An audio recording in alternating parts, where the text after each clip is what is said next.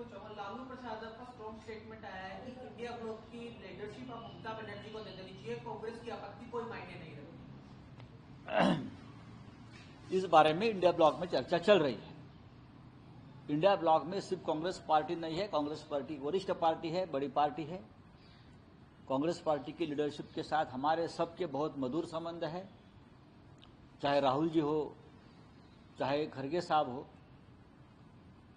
कांग्रेस एक राष्ट्रीय पार्टी होने के नाते और कांग्रेस के पास पार्लियामेंट में ज्यादा सांसद चुनकर आए हैं, ये अगर सही है, फिर भी अगर देश में इंडिया ब्लॉक का फिर एक बार हमको ताकत खड़ी करनी है तो सबको एक साथ बैठकर इंडिया ब्लॉक के लीडरशिप के बारे में जो समय दे सके इंडिया ब्लॉक के काम को देश भर में, उस बारे में नेतृत्व के बारे में चर्चा करने की हमारी सबकी इच्छा है।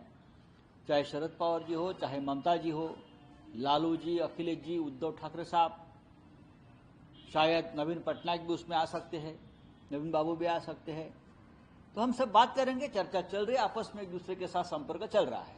सर, वन नेशन वन पोल को लेकर लगातार बहस चल रही है, आज बिल भी आ सकता है, उसको लेकर क्या कहेंगे आप लोग? देखिए, ऐसे बिल थोप देने का काम चल रहा है। वन नेशन वन पोल जो है ये राष्ट्रीय सुरक्षा को और लोकतंत्र को सबसे बड़ा खतरा है, यह मानते हैं। Thank you sir. एक सवाल और, राज्यसभा में नो कॉन्फिडेंस मोशन लाने की चर्चा हो रही है चेयरमैन के खिलाफ, तो ऐसी स्थिति क्यों बन रही है राज्यसभा के अंदर, क्योंकि इसका प्रेसिडेंस नहीं रहा इसके पहले? ऐसा नहीं रहा है, लेकिन ऐसी स्थिति इसलिए बन रही है, जिस तरह से हम देख रहे हैं। मैं 20 साल से राज्यसभा में हूँ, लगभग 20 से ज्यादा साल हो गए मुझे। मैंने इस प्रकार की स्थिति राज्यसभा में नहीं देखी। ट्रेजरी बेंच के सदस्य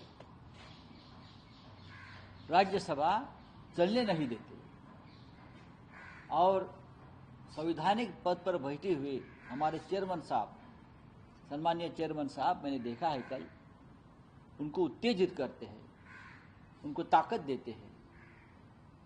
निष्पक्ष रूप से काम करने की जिम्मेदारी उस कुर्सी पर बैठे हुए नेता की होती है। हम आपका आदर करते हैं।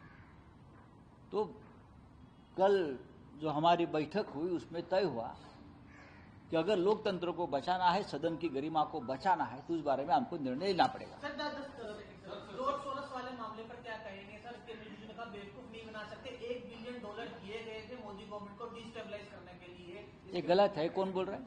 ये किरण रिजिजू की तरफ से। ठीक है, किरण रिजिजू विदेश के बारे में क्या मालूम है? मंत्री बनाया, कल मंत्री नहीं रहेंगे। हाँ, कहां से लाते आंकड़े ये? हम कहते हैं कि जो गौतम अडानी देश लूट रहा है आपकी मदद से, उस बारे में चर्चा करो। कोई एक जॉर्ज सोरोस है, उसका 95 इयर्स का ये बंदा है, 95 इयर्स, वो हमारे देश को डिस्टेबलाइज कर रहा है। इतना कमजोर है क्या हमारा देश और आपकी सरकार? क्यों डरते हो आप? ये सब नैरेटिव सेट, उनके भाषा में नैरेटिव सेट कर रहे हैं, अफवाहें फैला रहे हैं। कोई जरूरत नहीं है। न्यूज नेशन अब व्हाट्सएप पर खबरों के ताजा अपडेट के लिए न्यूज नेशन के इस QR कोड को स्कैन करें।